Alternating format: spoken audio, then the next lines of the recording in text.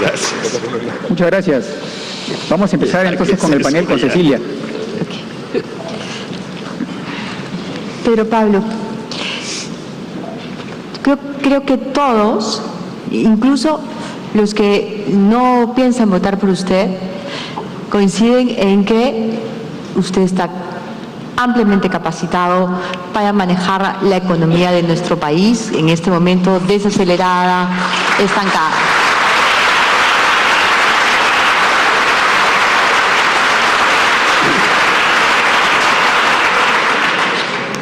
La duda es sobre su capacidad para el manejo político del país. Usted no tiene un partido político y en su intento anterior llevó al Congreso a varias fuerzas distintas que luego, pues cada una se fue por su lado. De llegar ahora a la presidencia, ¿cómo piensa conformar, con quiénes piensa conformar su lista parlamentaria y también su gabinete? ¿Solo técnicos, solo políticos? ¿Políticos de dónde? ¿De qué perfil? Bueno, yo creo que hay que hacer lo que hizo el doctor Toledo en el 2001, que está sentado aquí, que unió en un gobierno a gente de todas las sangres, como decía él. Ahora, nosotros en la elección pasada no teníamos partido y decidimos casi al final del proceso entrar y tuvimos que armar una coalición. Una coalición que se calificó de sancochado, ¿no? Y bueno, en cierta forma fue un sancochado. Pero por lo menos introdujimos en el debate de la elección anterior temas fundamentales. Y yo creo que esta vez, con un partido propio que, como todos sabemos, tiene beneficios, pero también grandes dolores de cabeza, esperamos poner en el Parlamento gente responsable que pase por un filtro que es bien exigente. Y naturalmente, habrá que trabajar para en el Parlamento hacer coaliciones sobre los grandes temas. Los grandes temas son la reforma electoral y política, cómo podemos hacer que la descentralización funcione mejor y cómo podemos hacer las 2 o 3 reformas económicas de las cuales hablé hace un rato. Esos son los temas principales. Y alrededor de esos nos reuniremos con los otros líderes, los que han estado aquí, que los conocemos a todos, y los que no han sido invitados, que los conocemos a varios de ellos también, y los queremos un montón y vamos a trabajar todos juntos. Ahora, antes de eso se habló de política, pero con P mayúscula. Pero yo le pregunto a la gente que vive aquí al lado de la carretera, ¿usted tiene agua? ¿A dónde está la comisaría? ¿Hay una ambulancia aquí? Hay ciertas cosas que deberían ser un sine qua non de la vida en un país y que nada tienen que ver con la política. Se recoge la basura, hay un policía, mi hijo va a aprender algo en el colegio, ese tipo de cosas. Y yo creo que la gran mayoría del Perú quiere eso. No le interesa los editoriales maravillosos que todos nosotros aquí leemos. Lo que les interesa es esto, ¿no? Sí, eso está muy bien, pero usted tiene experiencia de gobierno y se necesita manejo político, se necesita fuerza política en el Congreso para sacar adelante las leyes. De lo contrario, todas las grandes y las buenas intenciones se quedan atracadas. Por eso me pregunta, ¿qué perfil va a tener? ¿Qué perfil económico? Mire, le pregunto también, PPK, discúlpeme, le pregunto también porque yo no tengo nada personal contra el señor Rudecindo Vega, pero el señor Rudecindo Vega fue el primer ministro de Trabajo de este gobierno, el gobierno del presidente Humala, y él es un creyente fervoroso de la rigidez laboral. Entonces, está en su equipo, él está en su equipo ahora. Mire, ¿Cuál es el perfil equipo, de la gente con la que usted va a trabajar? Nuestro equipo es de todas las sangres. Rudecindo fue mi ministro de Vivienda y Saneamiento cuando yo era premier. Obviamente lo puso el presidente de la República. De repente, cuando estuvo en el Ministerio de Trabajo, en el actual gobierno, fue otra cosa. Pero él nos está ayudando en Amazonas, en la ceja de selva. Alfredo Torre, que está por aquí. Alfredo, levántate para que te vean. Ahí está. ¿No? Viene de otro tipo de abolengo, ¿no? Ha trabajado en Nueva York, en México, es PhD de la Universidad de Oxford, mi universidad, y es un hombre absolutamente tranquilo, competente. Gino Costa, que está por ahí. ¿Dónde estás, Gino? Ahí, ¿no? Que muy probablemente va a ser mi ministro del Interior, ¿no? Es una persona moderada, no es un abanderado rojo-rosado, le queda un poquito quizás, ¿no? Pero eso no está mal, ¿no? Y aquí hay varios otros que serán mis ministros si yo llego. Ahora también, si vamos a hacer coaliciones en el Congreso, habrá que seleccionar a otra gente también. Yo estoy buscando un ministro de Agricultura, ¿no? Yo quería que fuera Fernando Sillones, que está sentado ahí, pero él aceptó otra invitación. En fin, pero necesitamos, por ejemplo, en agricultura un esfuerzo inmenso que no se está haciendo. Muchas gracias. Carlos. Usted ha puesto en el centro de las propuestas la lucha contra la informalidad y, en particular, dentro de esto, la mejora en el mercado laboral, y dentro de esto el salario mínimo. Ha mostrado información que muestra niveles promedio de la economía. Ahí me surge un cuestionamiento. Este momento de la pregunta que se le formula a Pedro Pablo Kuczynski. Conmigo será hasta el día lunes. Quédense, por supuesto, con Mario Bryce. Adelante, Mario. Muchas gracias, Albina. Muy buenas noches. Bueno, seguimos escuchando esta rueda de preguntas de los panelistas en CADE 2015 al candidato de Peruanos por el Cambio, Pedro Pablo Kuczynski. Viene con una propuesta de aumentar el salario mínimo, cuando en particular en las micro y pequeñas empresas, 70% de los trabajadores es informal y 40% no gana más que el salario mínimo, incumple el salario mínimo. ¿Cómo vamos a formalizar a estas empresas o a esos trabajadores si aumentamos el salario mínimo incluso más? Ya que tenía una pregunta concreta, y es si es que usted evaluaría aumentar el salario mínimo de manera diferenciada por tamaño de empresa. Gracias. Salario mínimo. Evidentemente, en una economía que es solo 30%, 40% formal, forzar a las pequeñas empresas a pagar salarios que no pueden pagar es destructivo, pero es un proceso.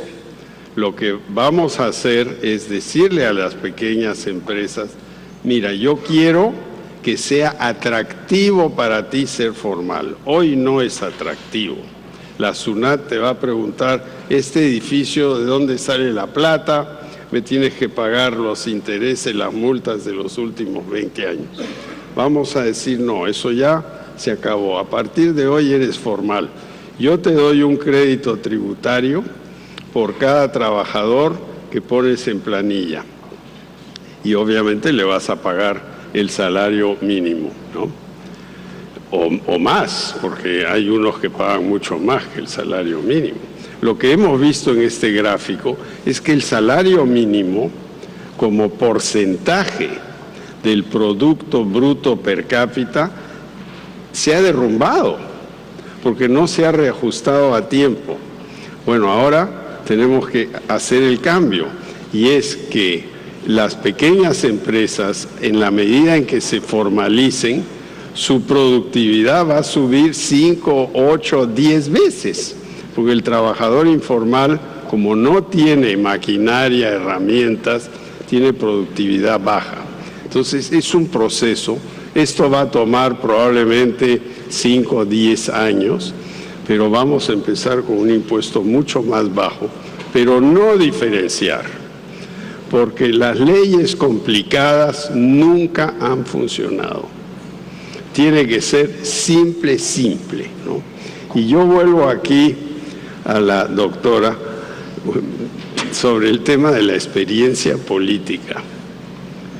Yo fui ministro de Energía y Minas de Belaunde hace 35 años.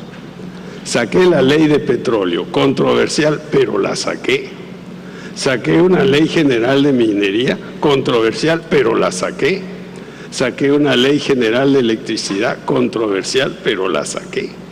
Y cuando fui ministro de Alejandro Toledo, hicimos el cambio constitucional que permitió eliminar la 2530, donde la gente recibía sueldos y pensiones espejo en viejas empresas estatales que ya no funcionaban.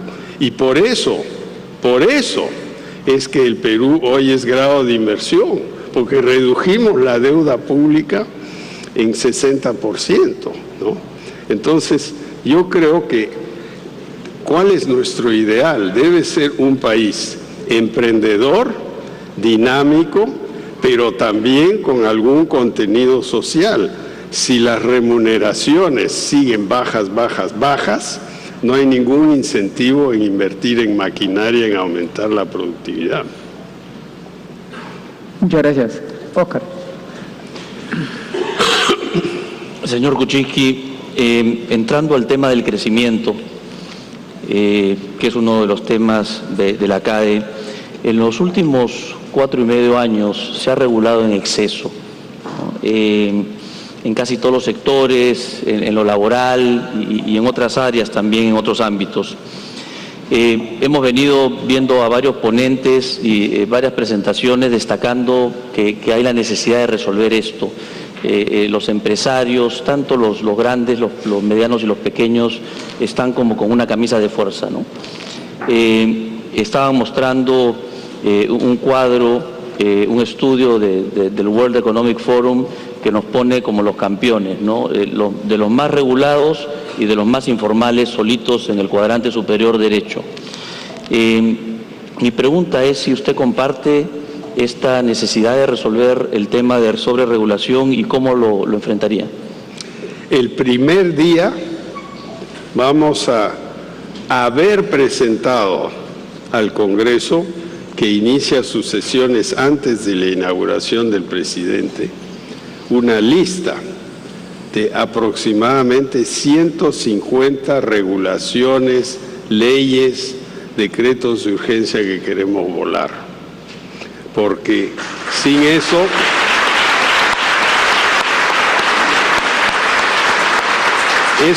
nos está atrasando. Otra cosa que nos está atrasando, mencioné el agua potable. Imagínense, si le ponemos agua a todos los pobladores urbanos y todos pagan su cuenta, en vez de lo que pasa ahora que solo la mitad pagan su cuenta, solo eso le agregaría 2 puntos de crecimiento al PIB durante los años que va a durar este programa, que son 10 años. Entonces, yo creo que no solo son las regulaciones al sector privado, pero también el desorden en el sector público. Aquí nomás, en Chincha, todo roto. El alcalde anterior empezó un proyecto de agua potable, no lo terminó, fue aprobado por el SNIP, el gran SNIP, ¿no? En Chiclayo tenemos lo mismo, en Iquitos tenemos lo mismo. Necesitamos un proyecto integral de proinversión delegado en todas las regiones, que legalmente ya existe, pero no se aplica. Eso ya existe. Y que no solo le dé la bendición a los proyectos, sino que los acompañe todo el camino hasta que se termine, como la carretera en la cual hemos venido. Muchas gracias. ¿No? Que yo creo que yo firmé ese contrato en el 2005 y hasta ahora no se ha terminado, por un terreno, por no sé qué, permisos. Tenemos que cambiar, pero eso no se cambia así nomás. Vamos a sacar esa ley, le garantizo. Pero necesitamos cambiar la mentalidad también. Si tenemos un servicio civil pobretón, mal pagado, donde la gente se va a la primera oportunidad, si tenemos médicos del sector público que emigran, el Perú exporta médicos, no exporta espárragos como decimos, está exportando médicos. Entonces, eso se debe a que aquí no tenemos la organización para permitir algo eficiente, que es lo fundamental. A ver, Ramón. Cecilia. Me toca de nuevo. Ah, tú eres el moderador, ya. Me había olvidado.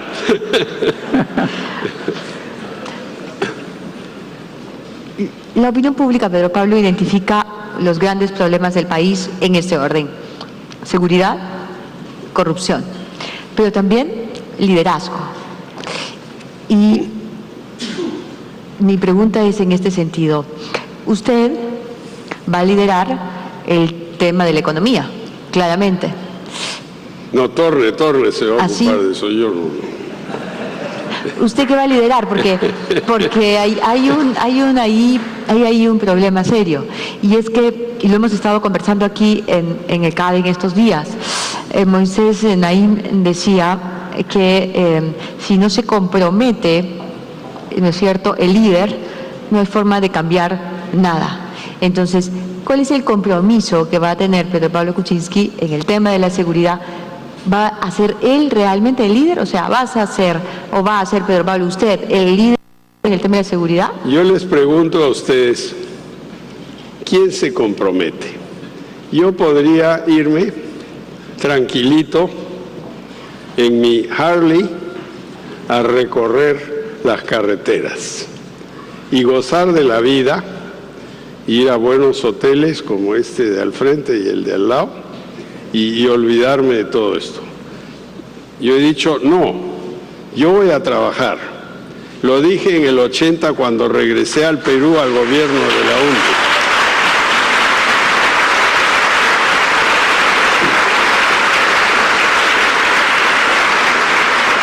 Me he ido a la embajada americana el otro día con todos mis formularios, devolví el pasaporte. Entonces, yo les pregunto, ¿eso es compromiso, sí o no? Yo creo que sí. ¿No? Esa es la respuesta. Muchas gracias. José Carlos. Ayer en el Congreso se aprobó una medida relacionada al sistema de pensiones que pone en riesgo precisamente el rol central del sistema, el dar pensiones a los trabajadores, a la gente. Yo quería preguntarle por su opinión acerca de esta medida y alguna propuesta de cómo mejorar el sistema, claro, en cuanto a pensión y también cobertura. Bueno, los asesores dicen, no te metas a discutir las pensiones. Eso es un tema minado. Pero yo sí le voy a contestar. ¿No?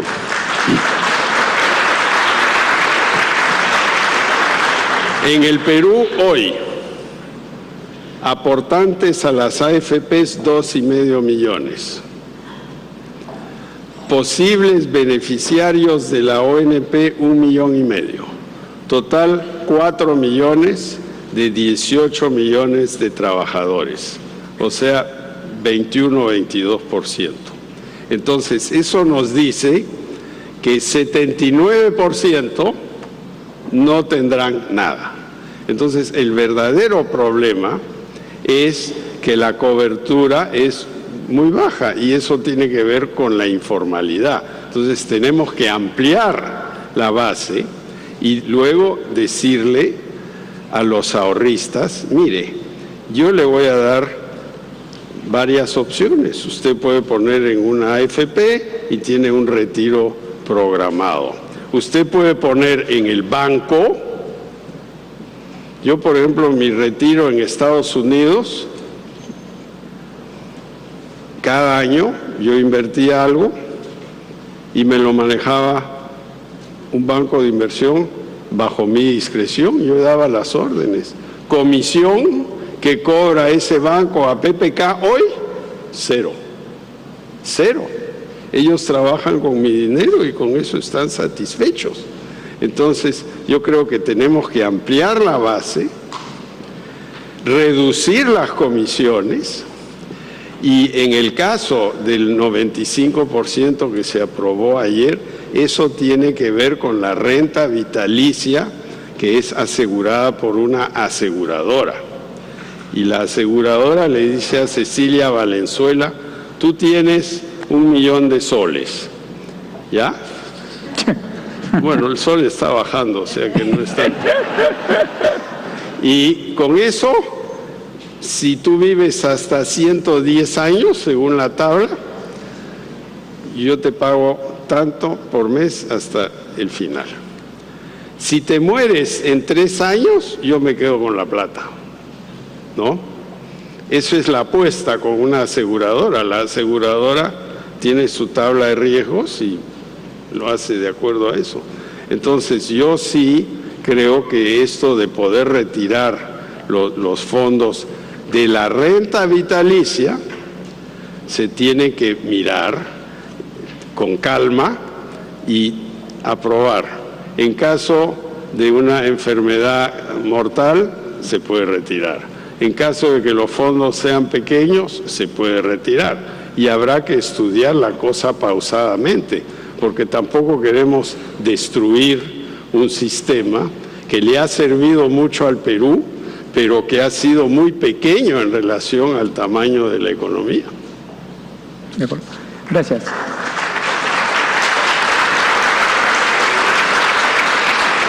Oscar. Otro de los temas que han estado en discusión en esta CADE y que no hay lugar a dudas es que en materia de costos laborales somos prácticamente los campeones mundiales. Esa es una de las pocas cosas que le ganamos a Brasil. Y también en la poca flexibilidad. Y claramente, si logramos hacer una reforma laboral, se piensa pues que puede ser una de las medidas para disminuir la informalidad. Esta pregunta se la hemos hecho a varios candidatos y se han escurrido. Me sentí en la Plaza de Hacho, ¿no? Así que, ¿qué piensa al respecto y si estaría dispuesto a hacer una reforma laboral? En el Perú, como lo vimos hace un ratito, la remuneración promedio es baja. El ingreso per cápita es entre 7 y 8 mil dólares y la gran mayoría de la gente no gana eso. Entonces, de ahí viene la resistencia a reforma laboral. Estos cucos, ¿no? Reforma laboral, reforma tributaria, todos saben lo que significa. Reforma tributaria es alza de impuestos, reforma laboral es menos para ti. Entonces tenemos que cambiar el juego.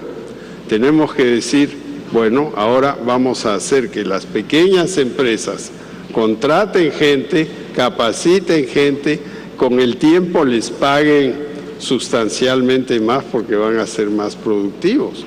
Y en el caso de la reforma tributaria tenemos que bajar los impuestos, ¿no?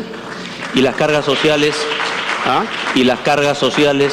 Las cargas sociales, y esto es también un terreno minado, me han dicho que no hable de esto, ¿no? El seguro de desempleo. Los nuevos trabajadores les vamos a dar seguro de desempleo. ¿Y cuánto cuesta eso en la planilla en vez del CTS que se mantendrá para todos los que lo tienen y los que lo quieran tener, pero el seguro de desempleo es mucho más atractivo, es un universo inmenso de 18 millones de personas, el CTS es 1 millón de personas, entonces vamos a ampliar la base y eso va a permitir reducir las cargas a las cuales te refieres, pero no todas, porque las vacaciones, por ejemplo, es parte del sueldo, ¿no? Las vacaciones. Yo tuve un asesor en la campaña anterior que dijo hay que bajar las vacaciones, ¿no? Y todos me dijeron, oye, está loco este tipo. Sí, estaba un poco así, ¿no? Pero yo creo que hay que reordenar un poco las cosas. No es así todo blanco o negro. De acuerdo. Tengo dos preguntas del público, perdón, doctor Kuczynski. La primera es, ¿qué hará respecto a una política integral frente a las drogas? ¿A las drogas? A las drogas, al narcotráfico. Puse el mapa. ¿Por qué está el cultivo de la droga, sobre todo en el BRAE, 55%? El Monzón ya empezó a bajar. San Martín casi desapareció. En el río Putumayo sí hay bastante coca, ¿no? En la frontera de Puno con Brasil también, porque son lugares completamente abandonados. Yo estuve en el Putumayo el otro día en Huepí, nadie ha ido a Huepí, ¿no? Y compré una Coca-Cola y me dieron el vuelto en pesos colombianos. O sea, el Perú no tiene presencia ahí, ¿no? Entonces, en el BRAE necesitamos tener presencia. La carretera de San Francisco a Quiteni hay que terminarla mañana. Agua potable, escuelas, puesto de salud, comisaría, policía mejor equipada, etcétera.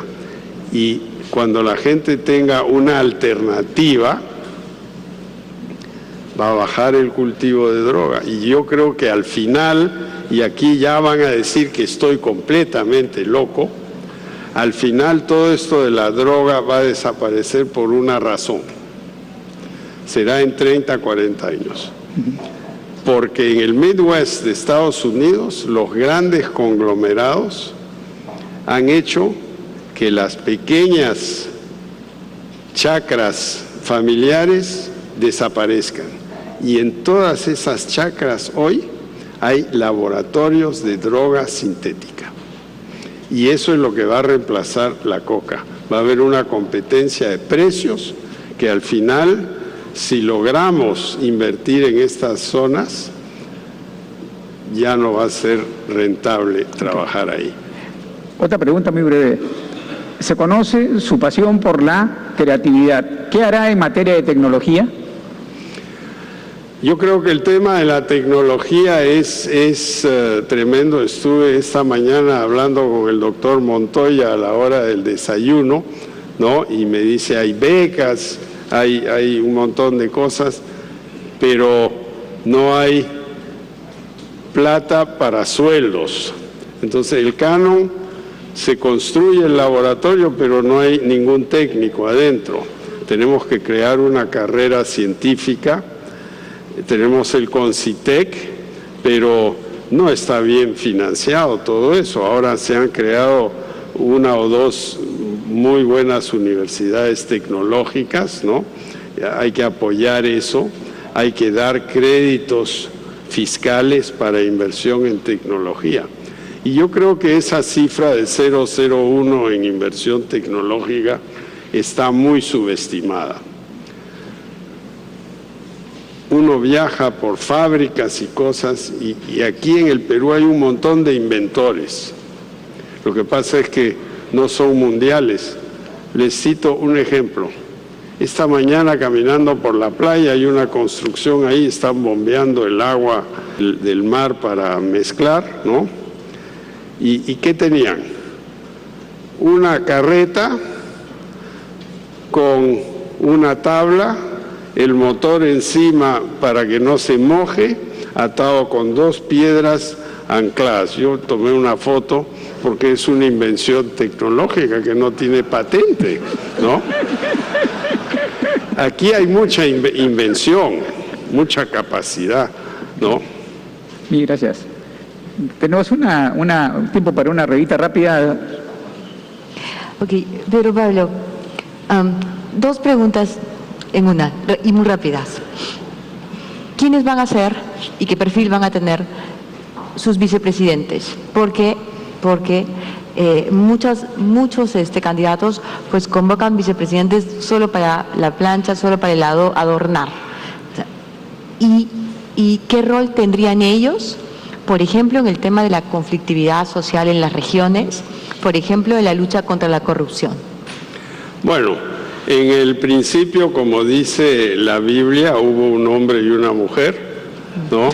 Entonces, de repente haré eso. Pero en esta época moderna, de repente serán 2 mujeres, ¿no? ¿Ah? Va Dani. Ahora, ¿cuál va a ser el papel de los vicepresidentes? Yo quiero que los vicepresidentes sean parte del gobierno. O sea, yo me voy a sentar en la mesa del gabinete, a mi derecha estará él o la primera vicepresidenta, a mi izquierda él o la segunda vicepresidenta, más a la derecha el premier, más a la izquierda la cancillera o el canciller, y van a ser parte del gobierno. Y yo creo que estos gobiernos en los cuales yo he trabajado, hace 35 años éramos 20 millones en el Perú, hoy somos 50% más. Entonces se ha vuelto más grande, y que los vicepresidentes se encarguen, uno, de la conflictividad social y empujen algunos sectores olvidados, la tecnología, por ejemplo, el deporte. Estamos en pañales en el deporte. Deberíamos tener en cada centro urbano un centro deportivo que ojalá lo apadrinen algunas de las empresas que estén aquí en obras por impuestos, con instructores, psicólogos, luces en la noche, que los guíen a los chicos para que no estén metidos en las pandillas. Bueno, el deporte, la juventud, yo creo que eso merece un ministerio. El turismo merece un ministerio, ¿no? Ahora, el comercio exterior, a la Torre Tagle, ahí, de una vez, porque estamos en todos estos conflictos, los agregados deben depender de aquí y de allá, ¿no? Infraestructura, un ministerio, porque los problemas son los mismos. Si les licitas una carretera o el agua o el tren de cercanías, que ya me dijeron que es una locura porque ellos quieren ir en tren de Tumbes hasta Tacna. Pues se van a demorar un buen rato, ¿no? Mientras que ahora van a llegar aquí las aerolíneas de bajo costo, incluyendo LAM, que va a bajar sus costos, y lo van a llevar a uno de Tumbes a Lima por $40. Entonces, ¿qué va a hacer en el tren? Gracias. José Carlos. Muy brevemente, porque falta poco tiempo, usted ha criticado el SNIP en varias ocasiones. Quería preguntarle qué cambio le haría el SNIP. Mi crítica al SNIP en inglés quiere decir cortar, ¿no? Es que es una cosa incompleta. O sea, tú vienes con tu proyecto y te dicen, está bien, proceden con tu perfil, tu plan, pero después desaparece, ¿no? Y lo que yo pienso que debe haber es un proceso que cubre todo, o sea, desde el momento en que se piensa en el proyecto y hasta el momento en que se culmina la obra. Y te cito una historia, no quiero prolongar la sesión, ¿no? Pero yo soy amigo del cura de Manchay y me dice, oye, yo quiero una pista que vaya hasta el valle porque mucha gente trabaja en el valle. Bueno, fui al SNIP que dependía de mí y les expliqué, bueno, hay este sitio, ahí hay 60,000 personas arriba. No hay tráfico. Bueno, les dije, no hay carretera, por eso no hay tráfico. Entonces, con Pepe Ortiz, que no está aquí, no pierde el tiempo en estas cosas, pero no. Dijimos, vamos a hacer la carretera. Y Néstor Palacios, sí, le hicimos la trigonometría, todo, hicimos la pista. Nunca pasó por el SNIP, nunca pasó por el presupuesto. Pero agarramos de aquí, de allá, la hicimos. Y cuando terminó, me senté abajo, donde la pista toca el valle, con un paraguas, un buen trago del domingo y mi contador de pasos. Y conté en una tarde, un domingo, 700 vehículos. ¿No?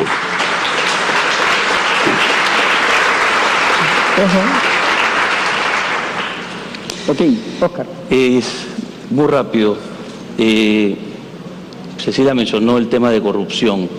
Ha llegado a niveles insostenibles. Posiblemente algunos pensamos que es el principal problema que tenemos en el país y también la población lo está demostrando en las encuestas. De usted llegar al gobierno, ¿estaría dispuesto a promover que el Perú promulgue una ley anticorrupción como existe en Estados Unidos, en el Reino Unido y recientemente en Brasil? Claro que sí. Claro que sí, y el ejemplo tiene que venir de arriba, pero para luchar contra la corrupción necesitamos funcionarios bien pagados, bien preparados, jueces honestos, hay que empezar por ahí, y un sentido de justicia. Vemos, por ejemplo, en Brasil hoy, si puedo hacer un comentario completamente adjetivo a esta reunión, quieren vacar a Dilma Rousseff porque alguien maquilló las cifras fiscales del año pasado. ¿Eso lo hizo ella? ¿Eso es justo? De repente la tienen que vacar por otras razones. Pero si nos agarramos de leguleyadas, no estamos luchando contra la corrupción, estamos desprestigiando la justicia y yo creo que hay que tener mucho cuidado. Yo veo a mi amigo Domingo Cavallo nuevamente acusado. Mi amigo Joe Martínez de Oz, ministro de Economía de la Argentina en los años 70, estuvo acusado hasta el día de su muerte. Entonces, sí, leyes duras, pero sí, equilibrio. Muy bien, muchas gracias. Doctor Kuczynski.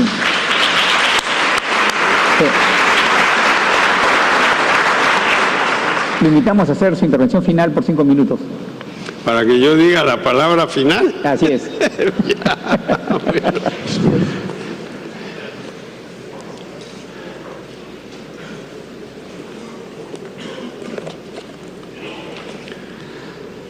Les agradezco mucho por su paciencia. Yo creo que nos hemos excedido un poco en esta última media hora. Yo sí tengo fe que el Perú va a salir adelante. Yo creo que tenemos determinación y tenemos fe, y por eso vamos a salir adelante. Ahora, en lo práctico, no podemos ser ideológicos, tenemos que ser prácticos. Y para sacar adelante un programa como yo he esbozado aquí someramente, yo creo que vamos a necesitar acuerdos previamente negociados para que el primer año de gobierno en el Parlamento sea exitoso y se haga una reforma política que urge, que se mejore el sistema de inversión pública y de descentralización y que reactivemos la economía, porque sin eso, como dijo el barbero de Sevilla, es el nervio de la intriga. Si no hay economía, no vamos a ningún lado. Todo el resto es muy difícil de llevar a cabo. Eso sería mi mensaje. Yo creo que tenemos la fe, tenemos la determinación y por eso tendremos el éxito. Muchas gracias.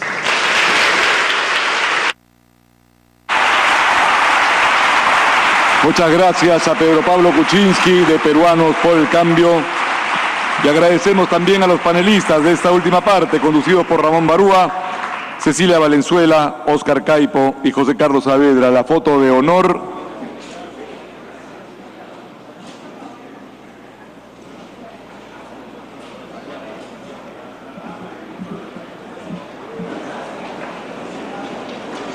Bien, entonces el candidato Pedro Pablo Kuczynski de esta manera termina su exposición. Es una persona moderada, no es un abanderado rojo-rosado, le queda un poquito quizás, ¿no? Pero eso no está mal, ¿no?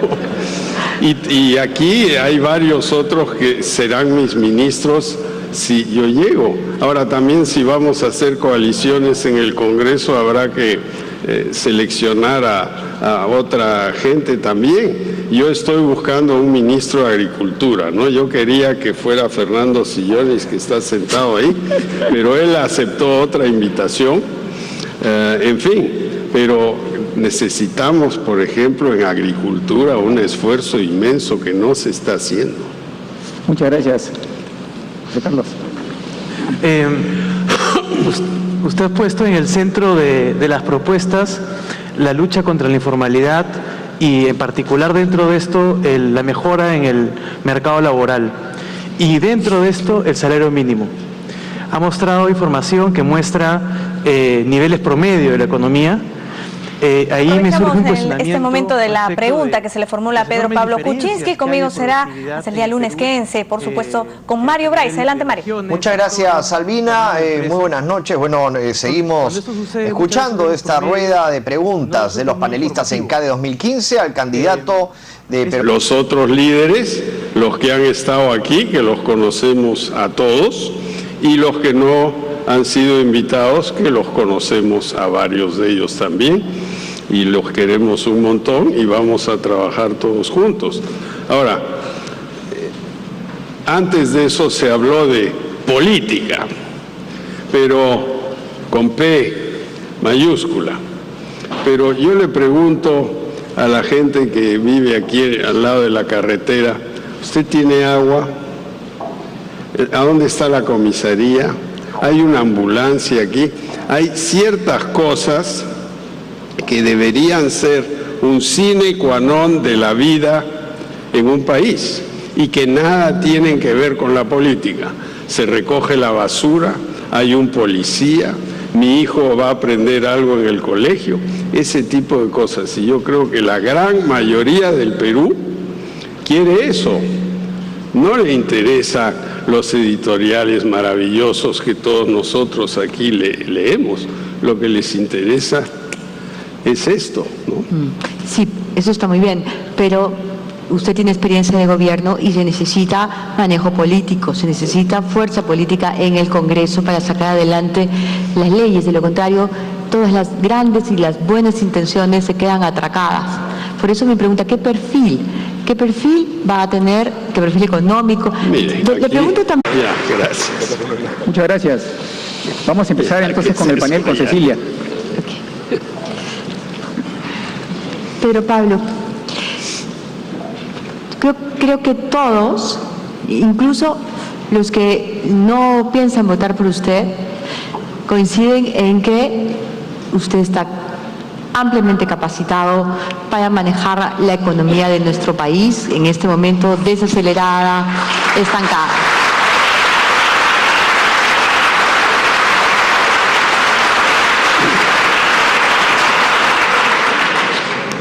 La duda es sobre su capacidad para el manejo político del país. Usted no tiene un partido político y en su intento anterior llevó al Congreso a varias fuerzas distintas que luego, pues cada una se fue por su lado. De llegar ahora a la presidencia, ¿cómo piensa conformar, con quiénes piensa conformar su lista parlamentaria y también su gabinete? ¿Solo técnicos, solo políticos? ¿Políticos de dónde? ¿De qué perfil?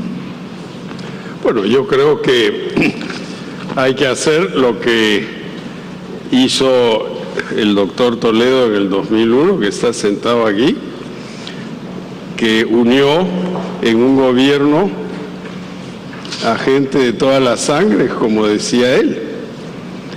Ahora, bien, PPK, discúlpeme, le pregunto también porque yo no tengo nada personal contra el señor Rudecindo Vega, pero el señor Rudecindo Vega fue el primer ministro de Trabajo de este gobierno, el gobierno del presidente Humala, y él es un creyente fervoroso de la rigidez laboral. Entonces, está en su equipo, él está en su equipo ahora. mire, ¿Cuál es el perfil equipo, de la gente con la que usted va a trabajar? Nuestro equipo es de todas las sangres.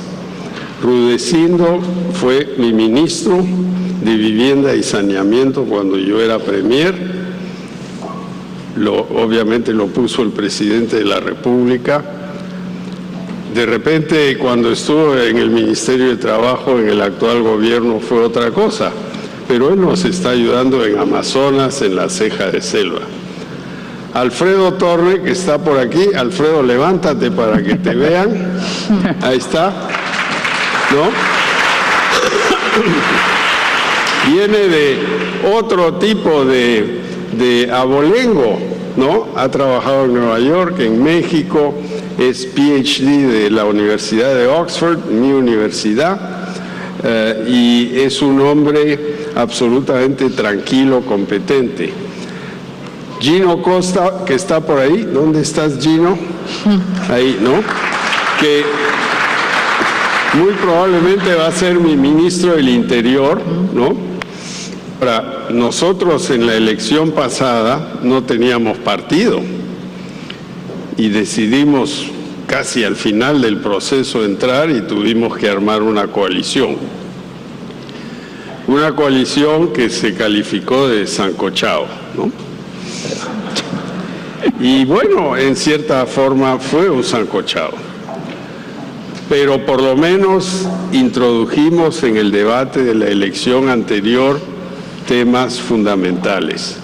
Y yo creo que esta vez, con un partido propio que, como todos sabemos, tiene beneficios pero también grandes dolores de cabeza, esperamos poner en el Parlamento gente responsable que pase por un filtro que es bien exigente.